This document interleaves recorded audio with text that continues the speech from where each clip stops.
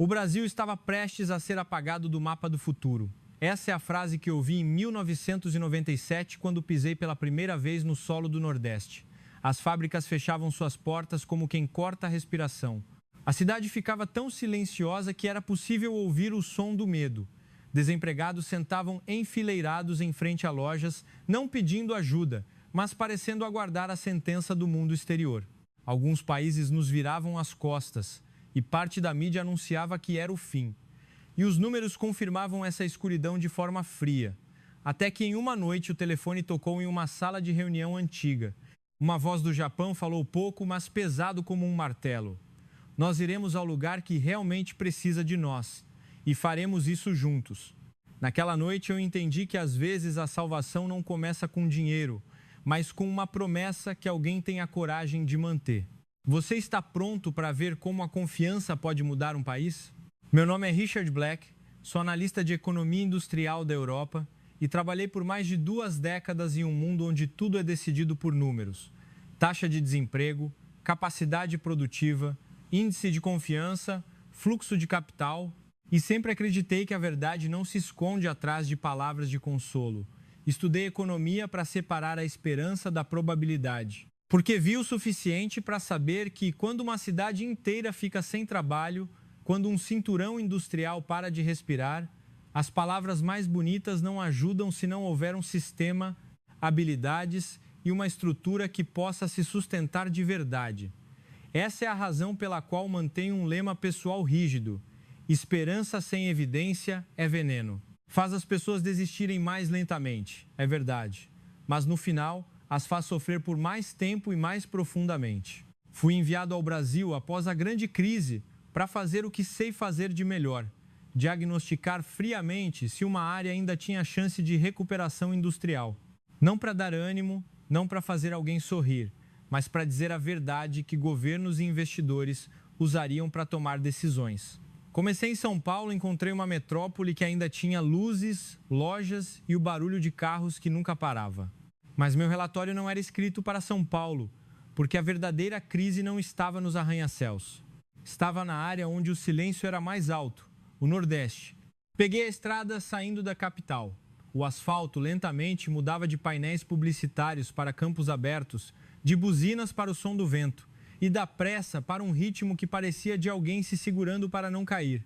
No caminho, vi lojas parcialmente fechadas, placas de aluga-se que não precisavam dizer mais nada e olhares de pessoas que não perguntavam se amanhã seria melhor, mas questionavam em silêncio se iriam sobreviver ao amanhã. Cheguei à região do Sertão Industrial, perto de Petrolina, em uma tarde de sol forte. Um sol que tornava as sombras no chão rígidas e a temperatura tão alta que as pessoas falavam menos, por natureza. Encontrei-me com o secretário de Desenvolvimento Econômico local, em um antigo prédio governamental. A mesa de madeira tinha arranhões e as pastas de documentos estavam empilhadas como pequenas paredes para impedir que o desespero transbordasse. Ele me cumprimentou com a formalidade brasileira que preserva a dignidade, mas, sob essa cortesia, havia uma urgência oculta. Ele falou sobre a fábrica de autopeças que havia fechado, paralisando a economia do município, como se tivessem puxado o plugue de toda a região. Os operários que tinham renda fixa voltaram a aceitar bicos por dia. Alguns pais mandavam os filhos trabalharem longe para que sobrasse algum dinheiro para casa. A escola técnica local carecia de fundos, as ferramentas de treinamento estavam enferrujadas e os alunos só aprendiam a memorizar, não a fazer. E o mais pesado não era apenas o dinheiro, mas às vezes fé. Ele disse uma frase que memorizei: não estamos aqui para pedir pena, Dr. Black. Estamos aqui para pedir que alguém acredite que ainda podemos fazer. Eu ouvi e anotei os dados como sempre. Número de trabalhadores fora do sistema, porcentagem de fábricas paradas, a rede rodoviária que ligava ao porto ainda incompleta, eletricidade instável em alguns trechos, água industrial exigindo mais investimento. Para investidores, isso era a palavra risco. Para mim, era baixa probabilidade. Mas enquanto eu calculava mentalmente, ele não falou sobre benefícios fiscais exagerados, nem se gabou de imposto zero ou qualquer incentivo bonito. Ele falou sobre o mais básico: vamos terminar as estradas a tempo. Vamos montar um novo centro de formação profissional. Faremos o time local trabalhar lado a lado com seus especialistas e assumiremos a responsabilidade se o plano falhar. Era uma linguagem que não parecia a de um vendedor de sonhos. Parecia o juramento de alguém sem para onde fugir. Saí do prédio e caminhei por um pequeno mercado. O cheiro de churrasco e vezes farofa, era o normal da vida. Mas os rostos dos vendedores não eram como os das cidades turísticas que conhecia. Havia dignidade misturada com preocupação, como se todos tentassem não incomodar os outros com a própria tristeza. Vi uma senhora mais velha acenar para um cliente, sorrindo levemente, embora seus olhos estivessem cansados. Vi grupos de jovens sentados em silêncio, não por falta de música, mas por não terem um mapa claro sobre o que fazer após a formatura. Eu conheci o suficiente da cultura brasileira para entender que o povo tem garra, é relacional, mas às vezes a vontade de não incomodar faz com que a dor seja escondida até que ninguém a veja. E quando ninguém a vê, fica mais difícil para alguém agir de verdade. Naquela noite, voltei ao meu alojamento, abri o notebook e alinhei todos os documentos como evidências em um tribunal. Comecei a rascunhar o relatório na minha linguagem habitual. Capacidade de recuperação limitada, alto risco de infraestrutura, carência de mão de obra qualificada e rede de vezes supply chain vezes inexistente.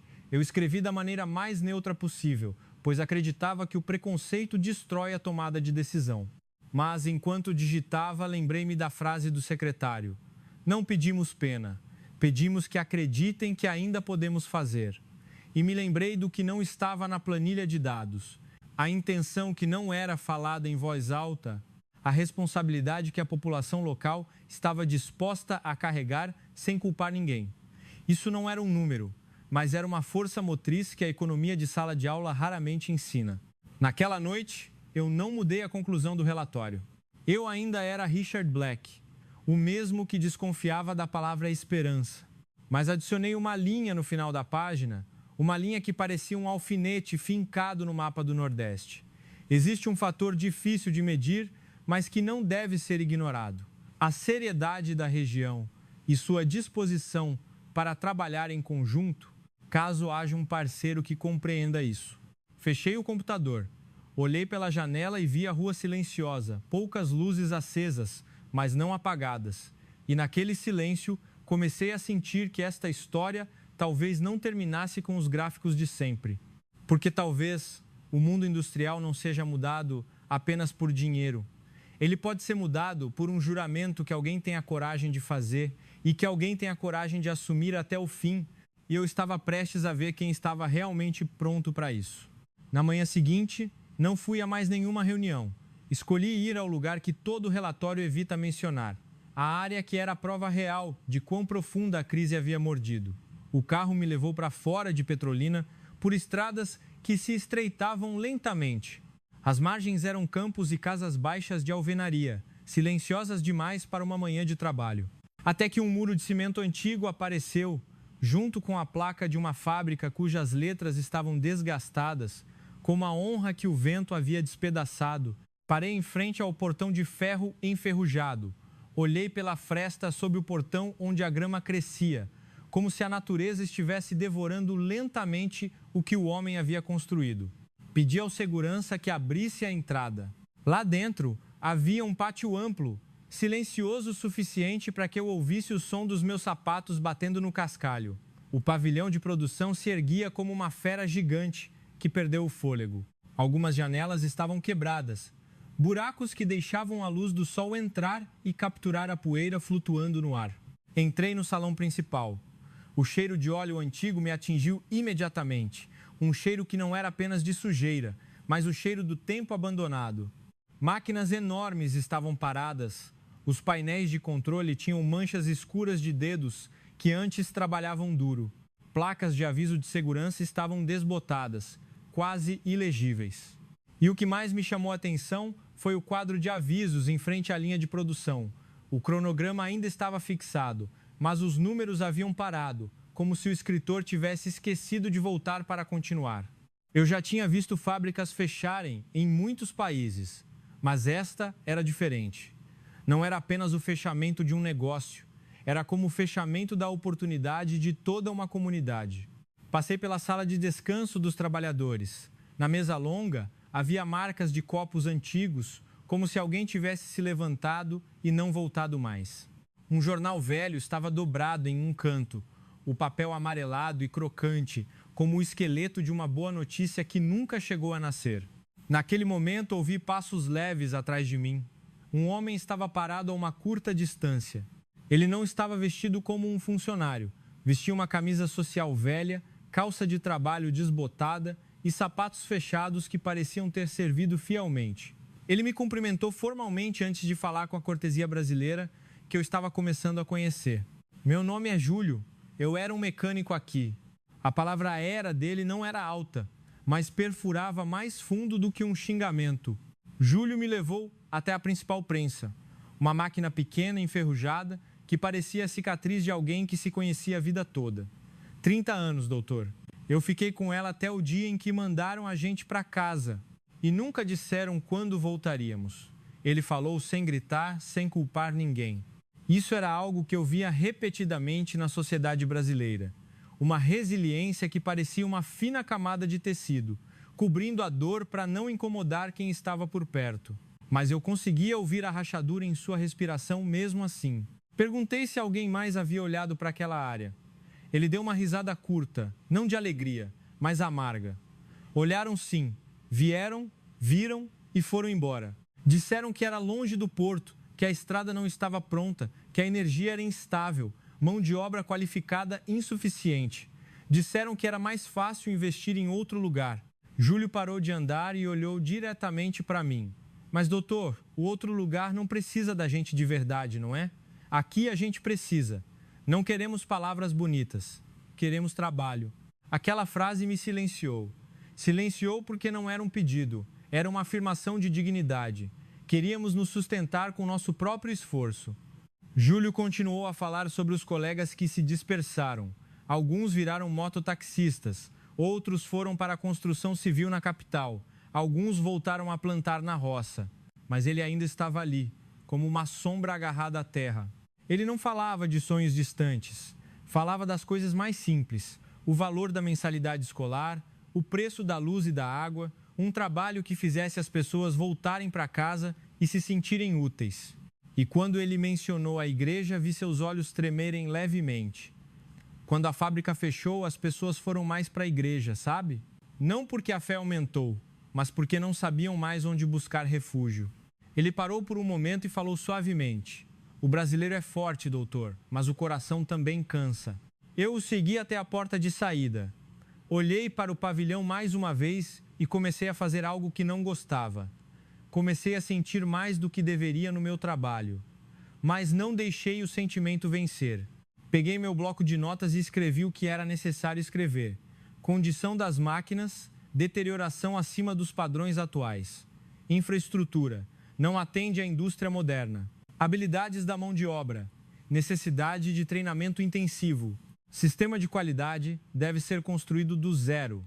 Rede de vezes supply chain quase inexistente. E o mais importante, alto risco social, pois as pessoas foram levadas a não acreditar mais no amanhã. Eu escrevi tudo da maneira mais neutra possível e escrevi a linha de conclusão mais pesada. Como analista, a chance de recuperação sob o quadro atual é extremamente baixa.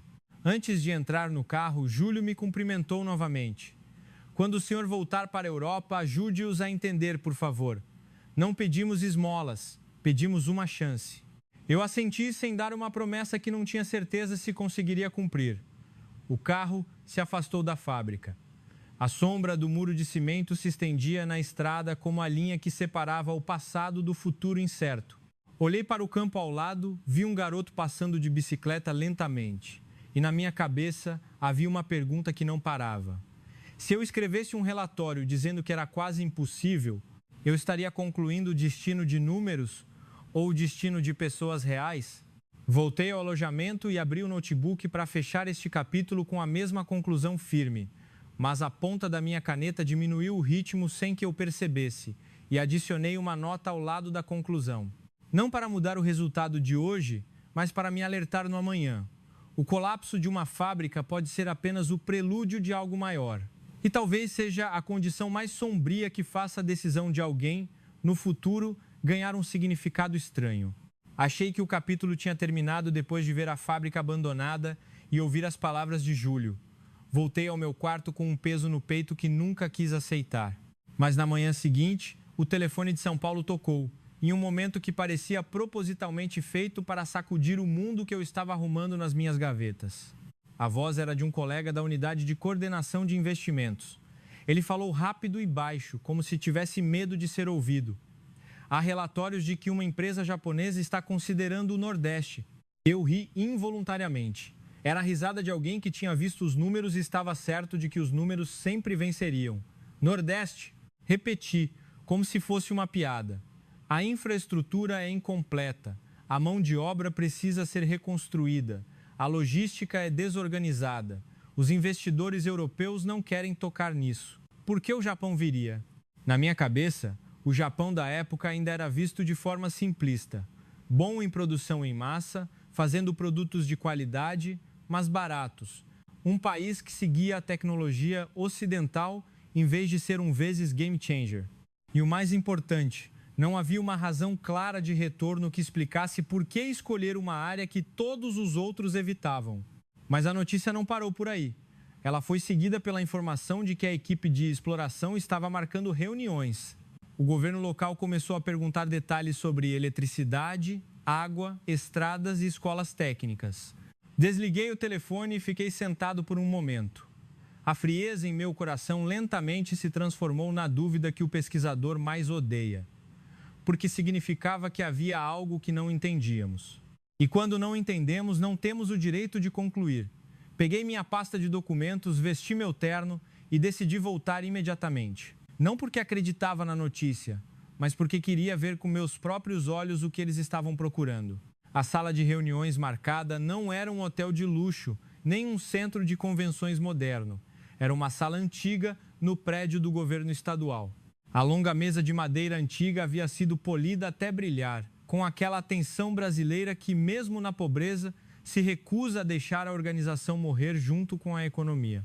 Cheguei um pouco adiantado e vi os funcionários locais andando de um lado para o outro. Seus rostos estavam tensos, mas tentavam sorrir. Eu sabia que eles estavam apostando a reputação e a esperança de toda a região naquela sala. E então, a porta se abriu. 6 homens japoneses entraram juntos, em ternos pretos tão simples que pareciam um uniforme, sem exibição, mas com uma calma que silenciou automaticamente toda a sala. O que me chamou a atenção não foi a roupa, mas o olhar. Não era o olhar do investidor buscando condições vantajosas, nem o olhar de alguém que via um país em colapso como presa. Era o olhar de pessoas lendo o território, lendo a verdade, lendo a intenção, lendo o medo e lendo a oportunidade escondida sob os escombros. Eles cumprimentaram com uma pequena reverência e sentaram-se em ordem. O chefe da delegação, que descobri mais tarde se chamar Sato Kenji, abriu sua pasta e não começou com a palavra benefícios fiscais, mas com perguntas que fizeram os funcionários locais engolirem em seco. A estrada principal para o porto leva quantas horas? Quantas viagens de caminhão são possíveis por dia? Com que frequência a eletricidade cai? Quanta água industrial temos de reserva? Quantos soldadores a escola técnica forma por ano? As perguntas eram como um bisturi, expondo a verdade de forma direta. Mas o que diferenciava Sato dos muitos investidores estrangeiros que eu conhecia era o tom. Não era pressão, nem humilhação. Ele perguntava como alguém que queria saber para vezes corrigir, em vez de vezes cortar. Os funcionários locais responderam tropeçando em algumas questões, porque muitas respostas eram: ainda não temos, não é suficiente, precisa de investimento. Eu via vergonha em seus rostos, algo normal na cultura brasileira. Admitir a falta diante de estranhos dói silenciosamente. Mas o que aconteceu em seguida me fez prender a respiração por um momento. Sato não fechou a pasta e encerrou a reunião. Ele assentiu, como se reconhecesse toda a dificuldade, e disse uma única frase que mudou a atmosfera da sala: se não temos, vamos construir juntos. Ele falou devagar, claro e pesado. Não é para vocês fazerem sozinhos. faremos juntos. A palavra juntos em uma reunião de investimento é tão antinatural quanto a frase responsabilidade compartilhada em um mundo onde todos procuram jogar o risco para o outro. Olhei para meu colega europeu sentado ao meu lado. Ele estava igualmente chocado. Aquela não era a linguagem de um negócio, era a linguagem de um compromisso. Após a reunião, fui para a varanda estreita do corredor. O ar estava quente, meu terno grudava nas costas. Vi Sato olhando para o mapa do estado pendurado na parede antiga, um mapa que a maioria das pessoas usava apenas como decoração. Mas ele olhava como se estivesse traçando o futuro.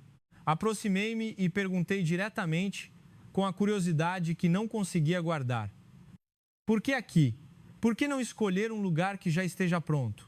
Ele ficou em silêncio por um momento antes de responder, como alguém que escolhe as palavras com responsabilidade. Porque o lugar que já está pronto não precisa de nós tanto quanto este precisa. Eu franzi a testa. Ele continuou a explicar. Nós já estivemos no ponto em que os outros não investiam. Fomos vistos como um país sem futuro. Mas houve países que acreditaram. E nós não esquecemos. Por isso, hoje, não escolhemos apenas o lugar mais fácil. Escolhemos o lugar onde a necessidade é mútua. Aquelas palavras não eram bonitas como as de um comercial. Havia o peso da experiência em cada sílaba. E assim que a notícia do encontro vazou, naquela tarde vi a cena que me tocou o coração. Em frente à prefeitura, mais pessoas se reuniram. Algumas não estavam ali para protestar. Vieram ouvir as notícias como quem ouve a previsão do tempo antes da estação chuvosa. Havia sussurros. Os japoneses virão? É verdade? Teremos emprego? Encontrei Júlio por acaso. Ele me olhou com o mesmo olhar calmo de antes, mas hoje um pequeno brilho surgia. Doutor, é sério? Eu queria responder com dados, queria responder com certeza, mas não pude, porque o que eu tinha acabado de ver naquela sala não era apenas uma consideração, parecia um começo. Então respondi com a verdade mais honesta que eu tinha naquele dia. Ainda não sei, mas vou ficar para ver o final. Naquela noite, voltei ao meu bloco de notas, na página onde eu escrevera que a chance de recuperação era muito baixa e adicionei uma nova frase sob aquela linha. O Japão é a variável que eu não consigo explicar, mas não tenho o direito de ignorar Balalá. E senti pela primeira vez que esta história estava nos tirando dos gráficos habituais para um campo chamado vezes promessa. E se alguém pudesse realmente cumprir essa promessa, isso mudaria tudo o que eu havia acreditado em toda a minha vida. Uma semana após o encontro da equipe de exploração, a notícia que eu achava que levaria meses para se concretizar explodiu sem aviso. A empresa japonesa havia decidido. O anúncio foi transmitido por agências de notícias econômicas em São Paulo e se espalhou internacionalmente como fogo em palha. A nova fábrica seria construída no Nordeste.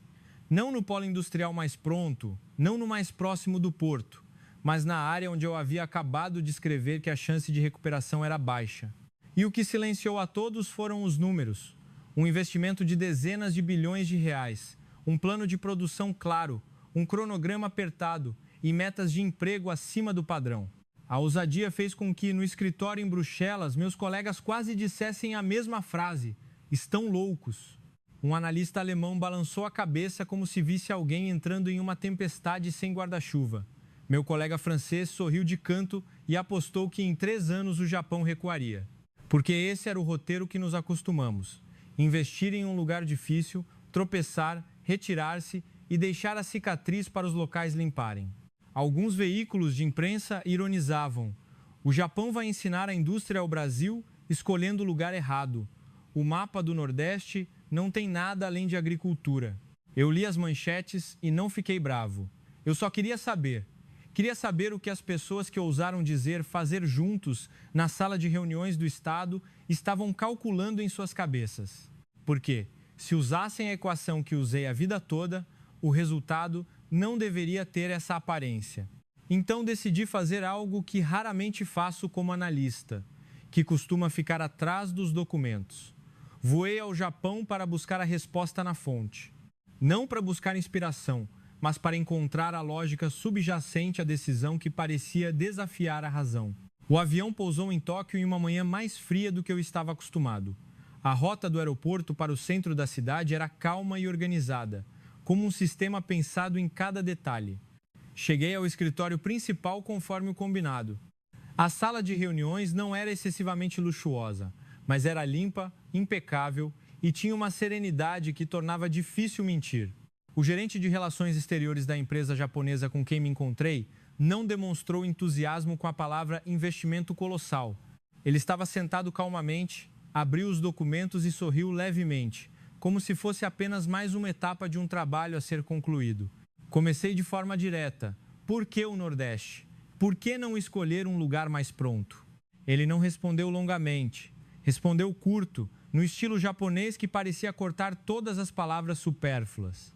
Porque olhamos para as pessoas, não apenas para o mapa. Perguntei imediatamente, mas isso não é um risco? Ele assentiu. Sim, é um risco. Mas o risco não está apenas no Nordeste. O risco está em se conseguiremos manter nossa palavra. Essa frase me fez parar de anotar por um momento. Porque, no mundo financeiro, risco geralmente significa taxa de retorno. Mas na boca dele, risco significava credibilidade. Ele continuou a explicar com um tom calmo. O Brasil prometeu que faria as estradas, faria a eletricidade, faria o centro de treinamento. E eles colocaram a honra do Estado na mesa. Vimos a seriedade. Vimos a necessidade.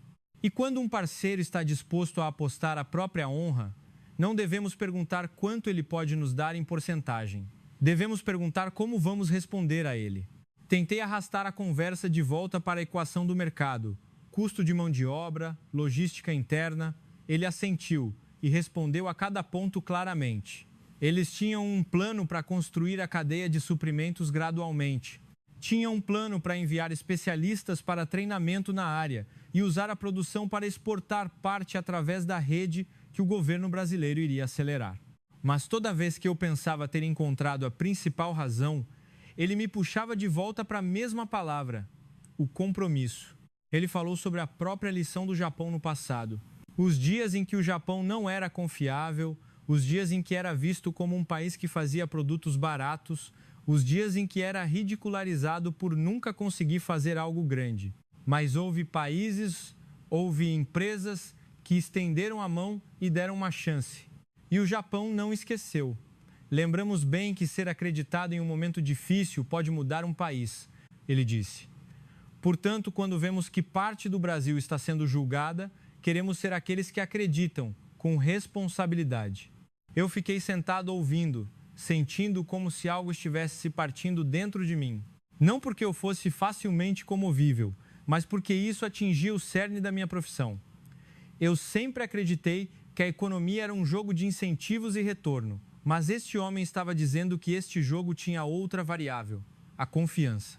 E não era apenas uma questão idealista, era um capital que poderia gerar resultados reais. Fiz a última pergunta. O senhor não tem medo de ser enganado? Ele olhou para mim fixamente. Temos medo, mas temos mais medo de sermos nós a não cumprir a nossa própria palavra. Saí do escritório naquela tarde. Tóquio continuava a funcionar normalmente. Os trens ainda estavam no horário. As pessoas ainda estavam em ordem. Mas o mundo na minha cabeça começou a tremer. Comecei a aceitar relutantemente que havia uma falha em meu relatório. Eu medi tudo, exceto a sinceridade disposta a agir. E às vezes é essa sinceridade que puxa todos os outros recursos para segui-la. Voei de volta ao Brasil com um sentimento estranho, como alguém que precisa reescrever o próprio manual. Quando o avião pousou, não segui para Bruxelas, segui imediatamente para o Nordeste. Porque eu queria ver com meus olhos se aquele anúncio seria apenas uma notícia ou se tornaria o campo de batalha da promessa. E quando o carro entrou na área original, comecei a ver o que não estava nos gráficos. Placas anunciando o novo projeto rodoviário, caminhões de material que começavam a circular e rostos locais que não tinham o sorriso leviano, mas o sorriso de quem estava ousando respirar novamente. Peguei meu bloco de notas e escrevi a linha mais comovente da minha vida como economista. Talvez o que torne este projeto valioso não sejam os números iniciais, mas o fato de que ninguém permitirá que o compromisso da outra parte se torne uma piada. E eu sabia que o próximo passo seria mais brutal, porque uma vez anunciado, a única coisa que restava era entregar o projeto a tempo e com sucesso, não apenas pelo lucro, mas pela honra de ambos os países. E pelas pessoas como Júlio, que esperaram pela palavra oportunidade a vida inteira. Cheguei ao Nordeste com a frase de Tóquio ainda ecoando em meus ouvidos. O risco é se conseguiremos manter nossa palavra. Naquele momento, eu ainda não sabia o quão rápido uma única palavra poderia mudar toda a paisagem.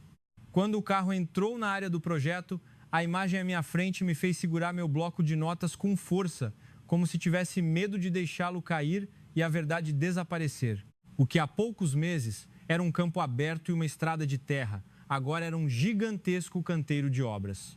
O som das máquinas batia em um ritmo como um novo coração forçado a bater mais rápido. Escavadeiras, guindastes, caminhões basculantes entravam e saíam sem parar. Postes de eletricidade temporários se alinhavam em uma longa fileira de luz, como uma pequena cidade que brotou no meio do campo. E o que era estranho era a ordem dentro do caos. Tudo estava dividido em zonas claras. Caminhos para pedestres separados das rotas de veículos pesados. Placas de aviso fixadas onde realmente eram necessárias, não apenas para tirar fotos. Eu vi os japoneses em pé no meio do plano, seus olhos capturando detalhes de milímetros, enquanto os trabalhadores brasileiros chegavam ao local com capacetes novos. O cheiro de cimento, ferro e a chuva que começava a cair me fez saber que o teste estava chegando. A estação das chuvas do Nordeste nunca perdoa a construção civil. Cheguei cedo em uma manhã para ver como eles trabalhavam. O relógio ainda não marcava 6 horas, mas as luzes da obra estavam acesas como se fosse dia. Antes que os pássaros terminassem sua primeira canção, o som de metal batendo em metal já ecoava. Um dos gerentes de construção japoneses inspecionava a área com a postura de um militar. Ele não gritava, não envergonhava ninguém na frente dos outros, mas suas instruções eram claras o suficiente para que todas as nacionalidades na área entendessem. Aqui precisamos adicionar mais proteção antiderrapante. A faixa amarela precisa ser contínua. Este ponto de solda deve ser verificado novamente. Eu vi o quadro de verificação diária. Havia itens detalhados que a Europa consideraria perda de tempo, mas aqui eles eram realizados como uma religião.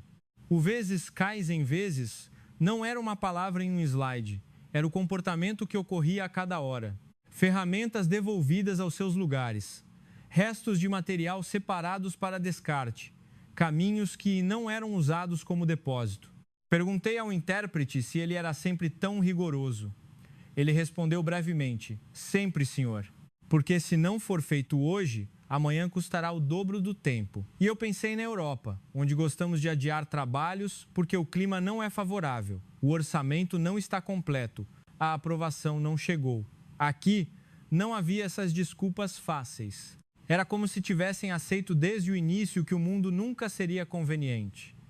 Portanto, tínhamos que tornar o mundo conveniente por conta própria. A primeira tempestade chegou mais rápido do que o planejado. A chuva caía como se alguém tivesse aberto uma represa. O solo inteiro se transformou em lama. Alguns veículos pesados atolaram. Os trabalhadores brasileiros começaram a olhar para o céu e suspirar, porque no padrão que conheciam, chuva assim era sinal de parada. Mas o que eu vi foi que a obra não parou. Ela se ajustou. O time japonês transferiu o trabalho para a área coberta. Montaram tendas temporárias, adicionaram bombas para drenar a água, criaram trilhas temporárias com placas metálicas para os carros e seguiram em frente, como se o tempo fosse um inimigo que não deveria ter a vantagem.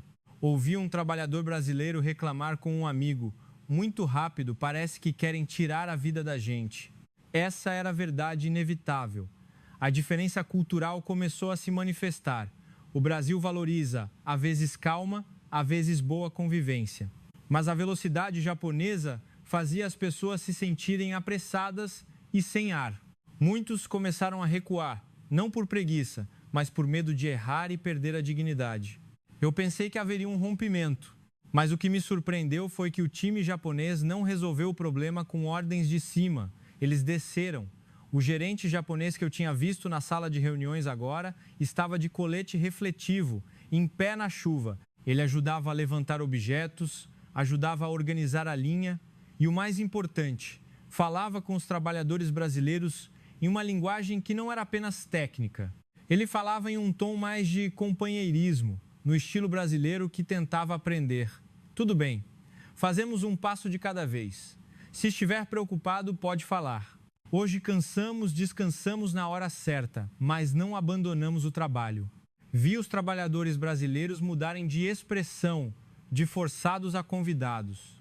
Essa pequena diferença é crucial na cultura brasileira, porque o brasileiro não gosta de ser mandado, mas está pronto para se dedicar totalmente, se sentir que é respeitado. E um dia, a pessoa que eu não esperava ver apareceu na obra, Júlio. Ele estava com um novo uniforme de trabalho, capacete limpo e um crachá temporário pendurado no pescoço. Ele me cumprimentou e sorriu como alguém que havia recuperado algo perdido. Me chamaram de volta como supervisor de segurança, doutor. Disseram que quem conviveu com as máquinas por tanto tempo pode ensinar a nova geração. Sua voz carregava um orgulho que não precisava de muitas explicações. Naquele dia, vi Júlio explicando a um jovem por que era necessário travar o equipamento antes do reparo, porque era preciso verificar o ponto de solda 2 vezes. Ele falava como se estivesse transmitindo uma vida, não apenas conhecimento. Eu fui ver o novo trecho da estrada que o governo brasileiro estava acelerando para conectar a área à rota principal.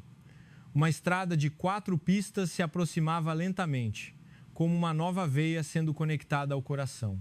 Eu vi a subestação de eletricidade sendo instalada, vi o trabalho de assentamento dos tubos de água industrial sendo feito simultaneamente em vários pontos. A cidade inteira parecia ter acordado de uma longa letargia. Lojas começaram a abrir mais. Pensionatos colocavam placas de "Aceita-se trabalhadores". Restaurantes de comida rápida fervilhavam à noite. E o que era estranho é que a atmosfera não era de loucura, como em uma cidade onde o dinheiro entra de repente. Era uma efervescência, às vezes disciplinada, como se toda a região soubesse que estava recebendo uma oportunidade que não deveria estragar. Eu estava em frente à estrutura de aço do pavilhão principal, que começava a tomar forma como a espinha dorsal da fábrica. Era maior do que eu imaginava e mais rápido do que os padrões europeus acreditariam.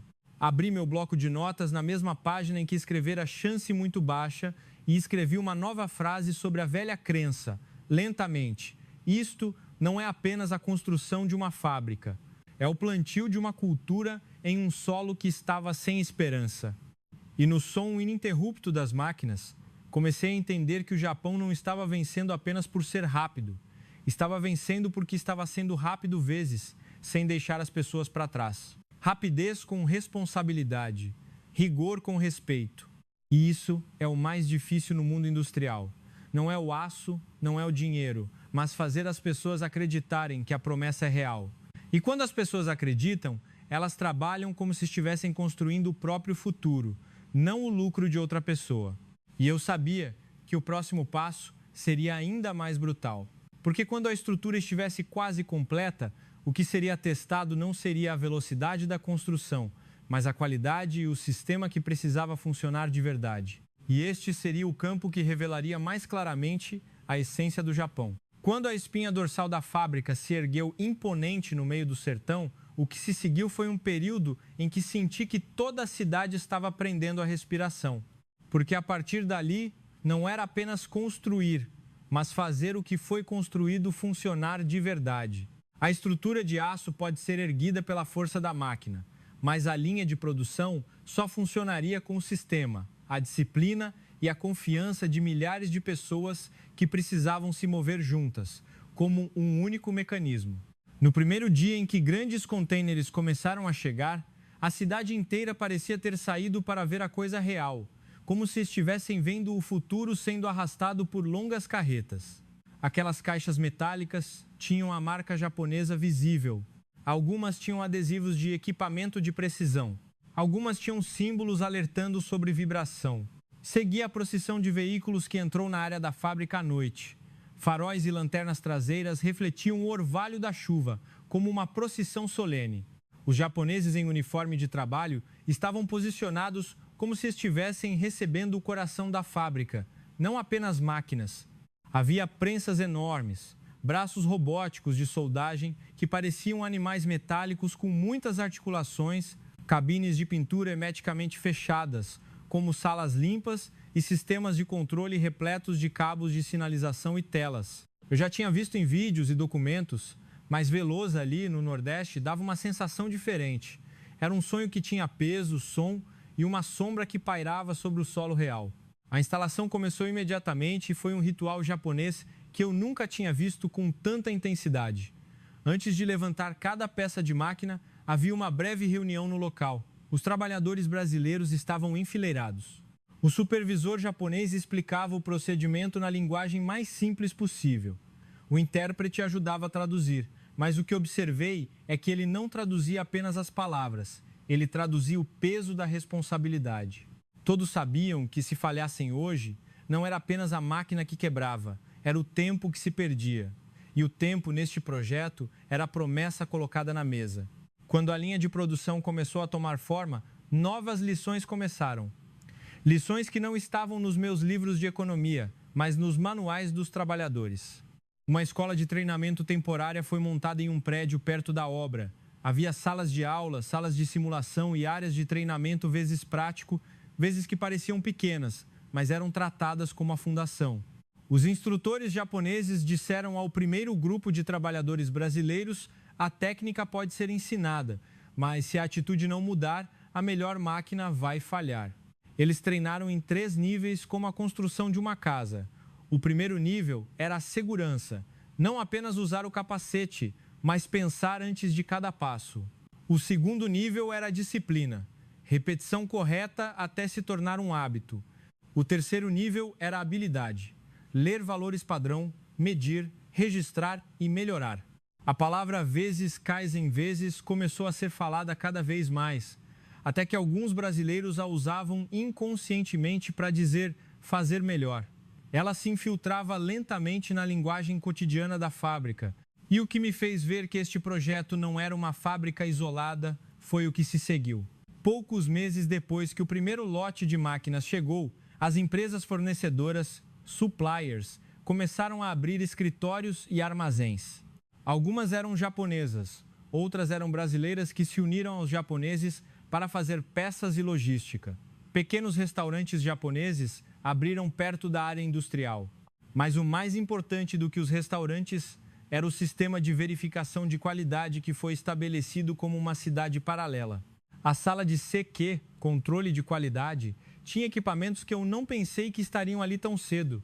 Medidores de precisão, scanners de superfície, sistemas de rastreamento de lote de produção. Tudo era feito para saber onde o problema havia ocorrido em minutos, e não para deixá-lo se espalhar por toda a linha como uma doença cujo nome ninguém se atrevia a dizer. E foi aqui que o choque cultural ocorreu novamente.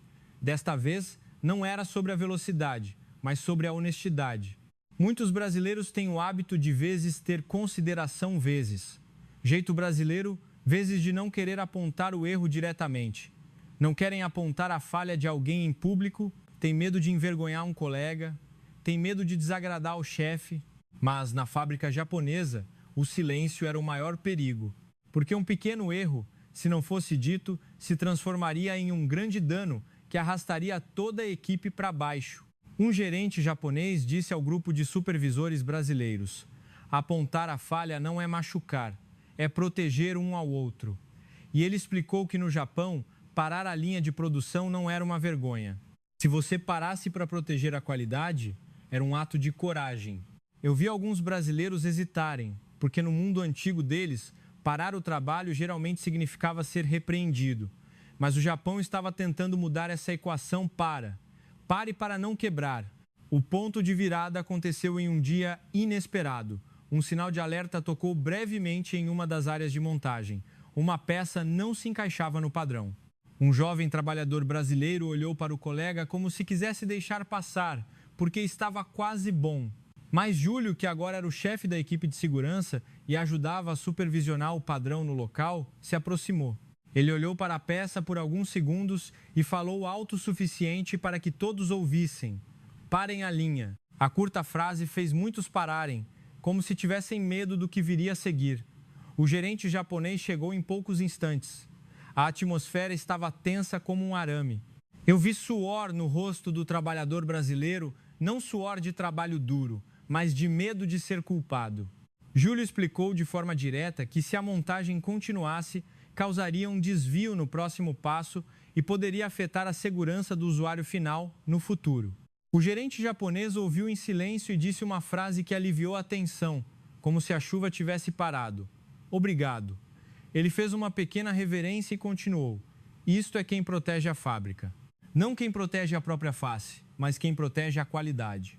Aquele breve elogio foi como um anúncio para toda a equipe de que dizer a verdade não o fazia perder. Isso o tornava confiável. E no mundo do Japão, a credibilidade vale mais do que um sorriso temporário. Naquela noite, vi muitos trabalhadores brasileiros começando a ousar perguntar, ousar apontar, ousar registrar pequenos erros sem olhar para os lados, como antes. Era como se tivessem acabado de receber permissão para assumir total responsabilidade. E um dia, o pavilhão da fábrica ficou mais silencioso do que o normal. A linha de produção experimental começou a funcionar. As máquinas emitiam sons rítmicos, o metal se movia nos trilhos. Os braços robóticos de soldagem liberavam faíscas curtas, como pequenos meteoros no grande salão. Eu estava em frente à saída da linha de teste. Todos olhavam na mesma direção, e o som suave do motor ecoou. O primeiro carro de teste saiu lentamente. Não era um carro pronto para a venda, mas era o sinal vital da fábrica. E naquele momento senti que todo o Nordeste estava ouvindo o mesmo som. Um som que dizia que vezes realmente havia começado. Peguei meu bloco de notas e escrevi uma frase que eu pensava ser apenas poesia, mas agora tinha um significado real. O milagre não começa com o som de uma explosão. Ele começa com o som de um motor. E eu sabia que após a esperança que se acendeu hoje, haveria um teste mais brutal à espera. Porque quando as máquinas começam a funcionar, o que o mundo pergunta não é: eles conseguiram? Mas sim, com que qualidade eles conseguiram? E isso nos levaria ao período em que a confiança precisaria ser provada pela qualidade, sem desculpas. O som do primeiro motor na linha de teste ainda não tinha desaparecido da memória quando a próxima nuvem se aproximou, sem pedir licença. E desta vez, não era a nuvem de chuva da estação chuvosa, mas a nuvem da qualidade. As más notícias começaram com relatórios internos que ouvi de contatos na fábrica. Os primeiros lotes de veículos tinham uma taxa de defeito maior do que o esperado. Algumas peças não estavam bem montadas. A pintura em algumas áreas não estava uniforme. O pequeno ruído do primeiro dia se transformou em um som alto na semana seguinte. Porque na indústria automotiva, um pequeno erro não é pequeno. É a questão de o que você prometeu ao motorista. Eu vi os rostos dos trabalhadores brasileiros mudarem de orgulho para desconfiança, como alguém que tinha acabado de começar a acreditar que era capaz e era confrontado pela realidade, duvidando de si mesmo novamente. Os velhos sussurros começaram a voltar. Foi muito rápido, por isso quebrou. Alguns começaram a hesitar, alguns pediram demissão em silêncio, com medo de serem vistos como incompetentes. Passei pelo refeitório e ouvi conversas baixas, mas pesadas. Será que sonhamos alto demais? Enquanto isso, do lado europeu, como eu estava acostumado, alguns meios de comunicação começaram a mostrar atitudes como se estivessem esperando a celebração. Manchetes analíticas surgiram friamente. O modelo japonês no Nordeste está batendo na parede. Velocidade tem preço em risco. Um antigo colega em Bruxelas me enviou uma mensagem curta. Viu? No final é sempre o mesmo. Eu li e não discuti, porque os números vazados eram realmente preocupantes. Mas o que eu queria ver não era se vezes o problema aconteceria, porque os problemas sempre acontecem. O que eu queria ver era o que vezes eles fariam quando o problema surgisse. E a resposta do Japão me silenciou por um longo tempo. A fábrica não escolheu o atalho que muitas empresas adoram: baixar o padrão, enviar os carros e consertar depois. Eles fizeram o oposto. Eles admitiram primeiro e pararam onde precisavam parar. A interrupção de algumas linhas ocorreu sem hesitação, como alguém que sabe que perder um dia é melhor do que perder a reputação por toda a vida. As pequenas salas de reunião foram transformadas em salas de guerra imediatamente. Quadros cheios de números, gráficos, listas de causas prováveis e tabelas de turnos de 24 horas. Não para mostrar que estavam ocupados, mas para garantir que cada minuto fosse usado naquilo que realmente poderia ser consertado.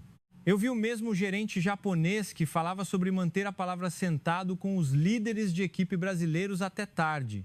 Os olhos estavam vermelhos de noite sem dormir, mas a postura ainda era calma. Ele não culpava ninguém em público.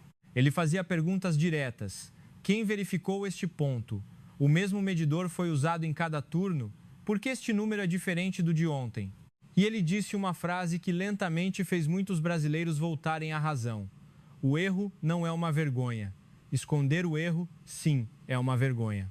Poucos dias depois, equipes de especialistas do Japão chegaram em caráter de emergência, como uma unidade médica de terapia intensiva da indústria da qualidade. 20 especialistas vieram e entraram em campo imediatamente. Não para supervisionar e voltar, mas para trabalhar a partir da primeira noite. Eu passei de carro pela fábrica às 2 horas da manhã e vi as luzes na área de produção acesas como se fosse dia.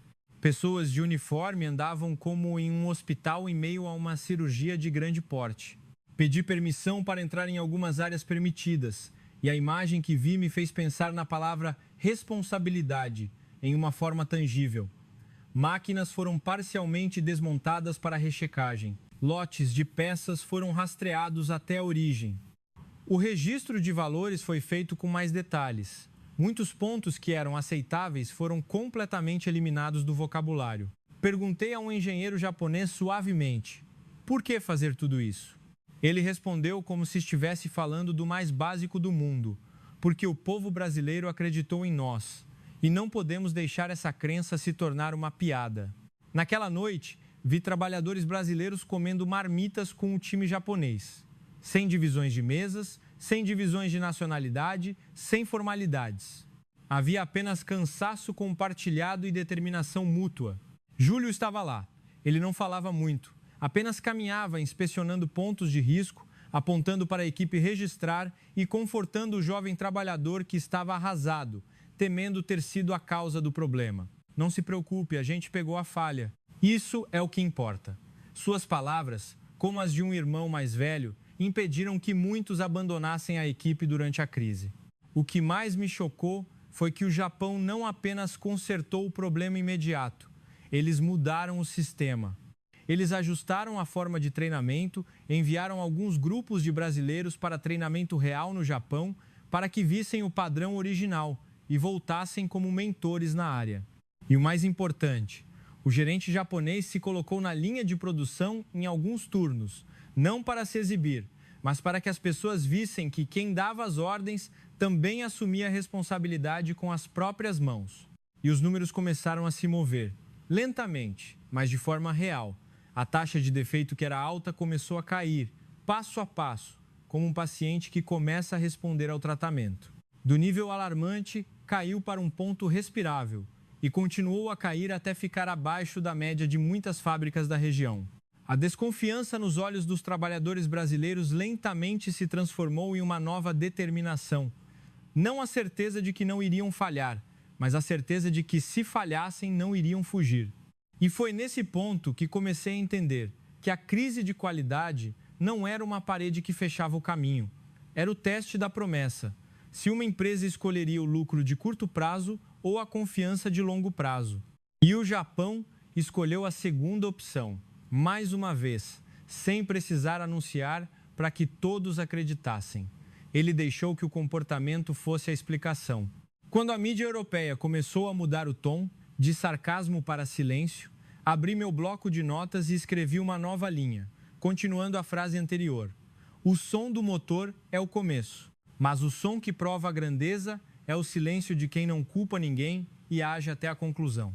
E eu sabia que, se eles superassem este período, o dia em que a fábrica se apresentaria de verdade ao mundo estava se aproximando, não com palavras, mas com um padrão que ninguém ousaria rir. Após as longas noites de correção de qualidade, comecei a notar uma coisa que mudou ainda mais rápido do que a taxa de defeito: o tom do mundo. Antes, muitas pessoas falavam deste projeto como se estivessem assistindo a uma peça, esperando o final. Quando houve problemas, todos se apressaram em apontar. Viram só? Mas quando o gráfico começou a cair teimosamente e os números se estabilizaram em um nível confiável, o mundo parou de rir e lentamente mudou para uma pergunta diferente: como eles conseguiram? Esse tipo de pergunta é mais assustador para aqueles que costumavam desprezar, porque significa que você não pode mais usar a palavra vezes fluke, vezes ou sorte para explicar. É preciso um sistema, uma cultura e uma responsabilidade séria. Voltei à fábrica no dia em que houve a cerimônia oficial de entrega. A atmosfera naquele dia não era a agitação de um festival, mas uma calma pesada, como se toda a cidade estivesse em posição de sentido. Vi as bandeiras do Brasil e do Japão tremulando lado a lado. O vento fazia os dois tecidos, de duas cores e duas nações, se entrelaçarem, como um diálogo que não precisava de palavras. Milhares de pessoas se reuniram, trabalhadores, suas famílias, funcionários locais, jornalistas e convidados estrangeiros, que antes não acreditavam. Hoje, eles estavam ali para ver com seus próprios olhos. O palco estava arrumado de forma simples, sem luzes desnecessárias, mas a emoção no ar vibrava como cordas de violino. Porque todos sabiam que esta cerimônia era a declaração ao mundo de que havíamos superado a crise, não escondendo, mas enfrentando. O executivo japonês subiu para falar primeiro. Ele falou muito pouco, tão rápido que mal conseguia anotar. Mas uma frase ficou gravada na minha mente: não viemos construir uma fábrica, viemos construir confiança.